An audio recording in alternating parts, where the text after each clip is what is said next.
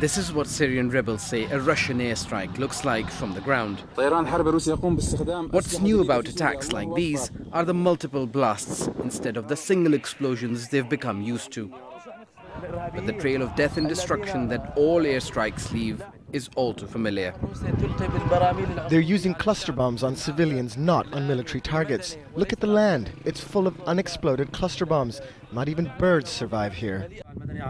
These images uploaded on the internet appear to show submunitions. Rights groups say there is mounting video and photo evidence that cluster bombs are being used in the latest air campaign by Russia and Syria. Human Rights Watch has documented the use of cluster bombs by Syrian government forces since 2012. It's raised grave concerns that Russia is either using cluster munitions in Syria or providing the Syrian Air Force with new types. Cluster bombs have been banned by most countries as they cause indiscriminate harm at the time of attack, and also because the bombs, which often fail to explode, remain a threat similar to that posed by landmines. Moscow maintains that it is only targeting ISIL, but rebels say its planes are hitting those opposed to President Assad. In 24 hours' time, Russian military jets have destroyed 25 fortifications and defensive positions of the terrorists.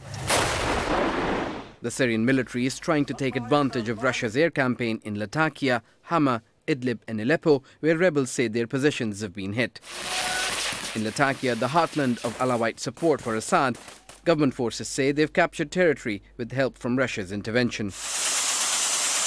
But opposition fighters say they're holding their ground on the mountains around Latakia. They say they've repulsed the Syrian army advance on multiple fronts. Since the beginning of Russia's air campaign, more families have been forced to leave their homes, adding to more than 12 million Syrians in need of humanitarian aid. At this makeshift camp in Idlib, no one is too young to help. These are among the 7.5 million children affected by the war in Syria. Those less than 5 years old have only ever known a life without proper housing, food, healthcare and education.